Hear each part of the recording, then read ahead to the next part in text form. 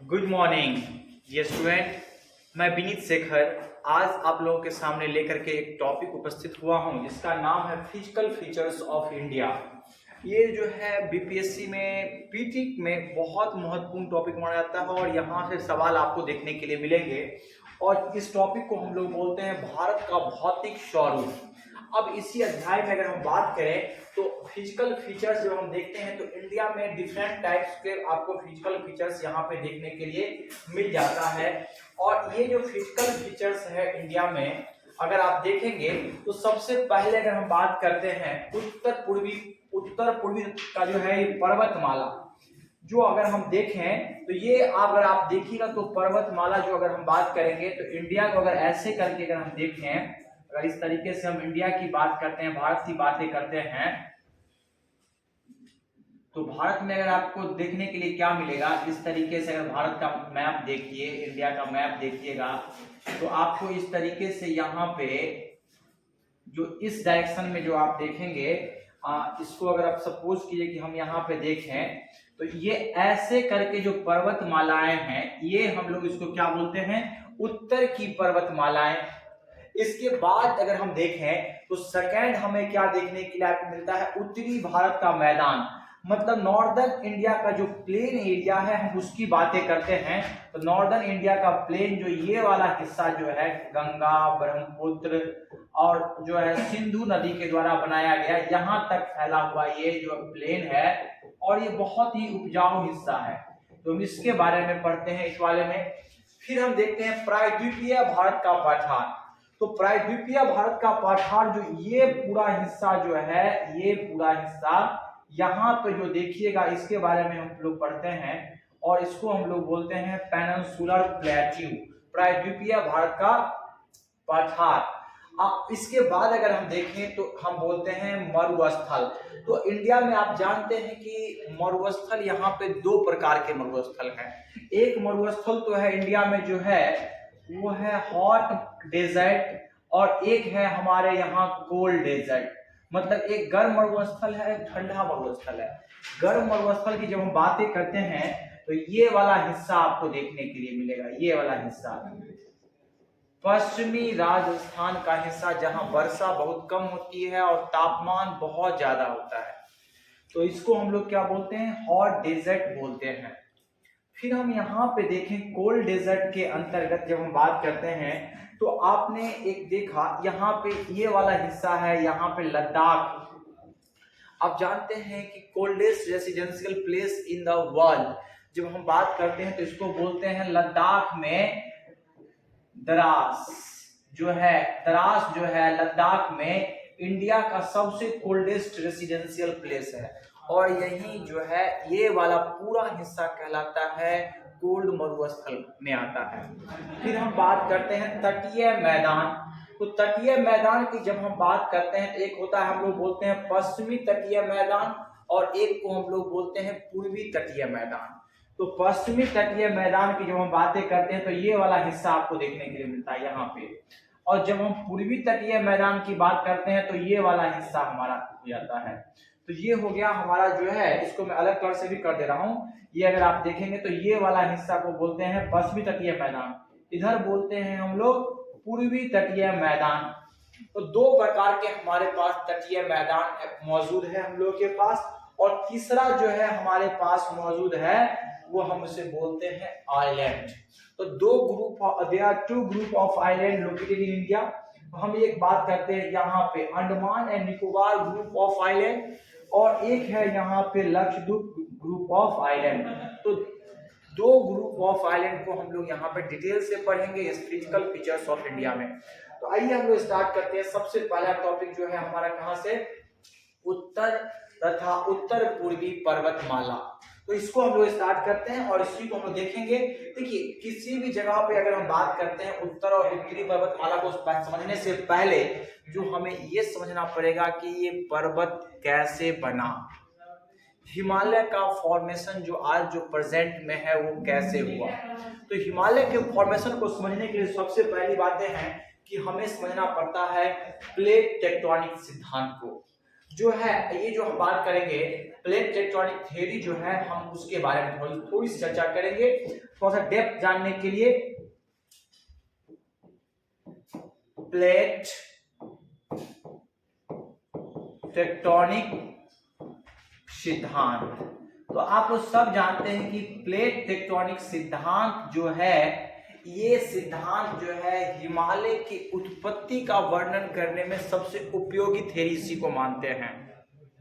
अब यही अगर आप देखिए इस सिद्धांत में क्या कहा गया कि ये सिद्धांत कैसे कैसे निकल करके आया, तो सिद्धांत सीधे प्लेट टेक्टोनिक थ्योरी नहीं आया, इस सिद्धांत से पहले आया था महाद्वीपीय विस्थापन। महाद्वीपीय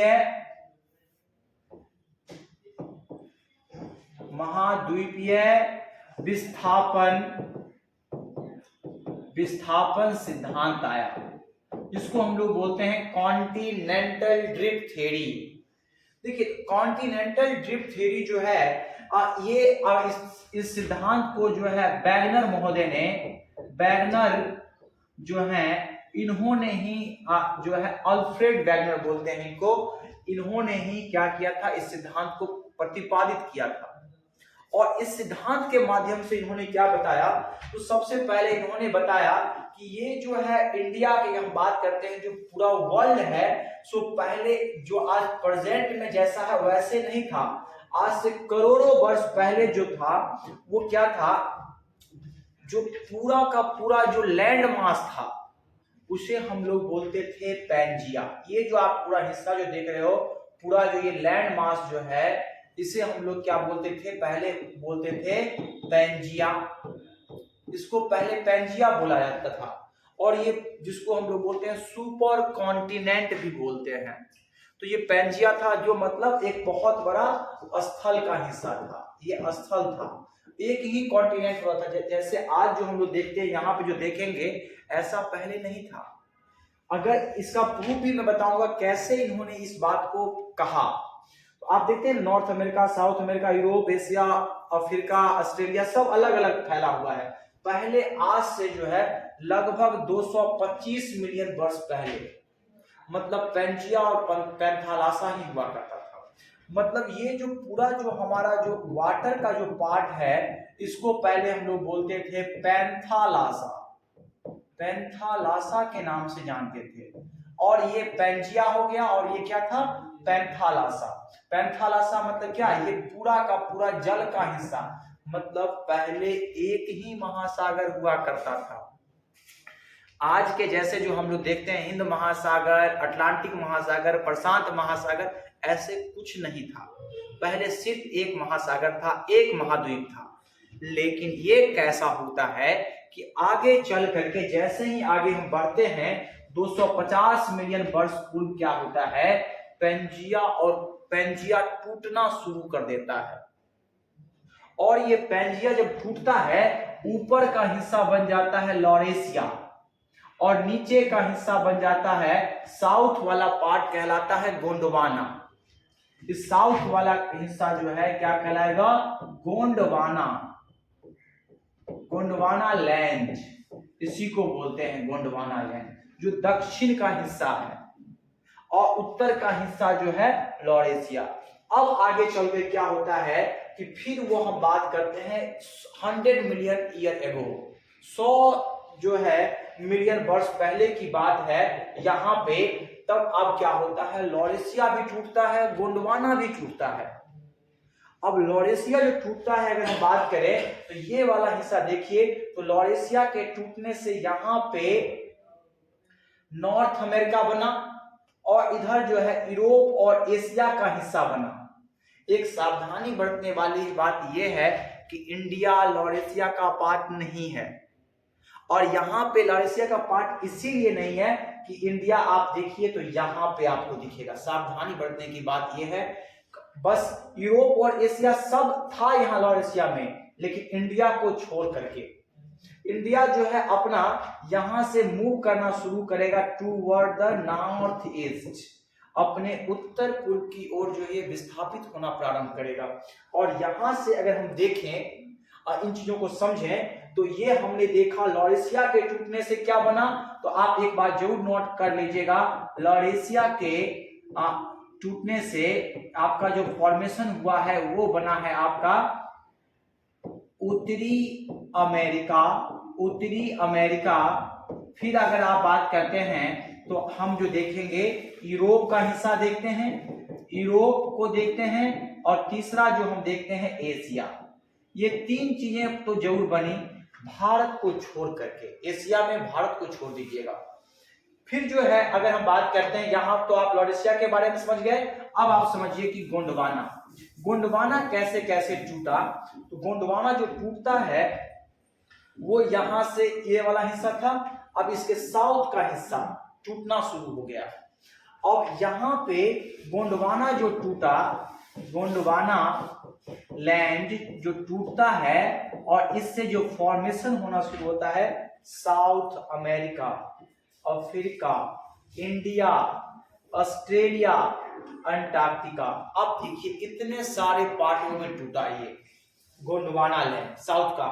अब यहां से इंडिया जो है सो मूव करके यहां पे आकर के क्या हुआ है देख रहे हैं, यहां सोचिए कितना सबसे ज्यादा कोई प्लेट ट्रेवल किया है, तो कौन सा प्लेट ट्रेवल किया होगा, इंडियन प्लेट ट्रेवल किया।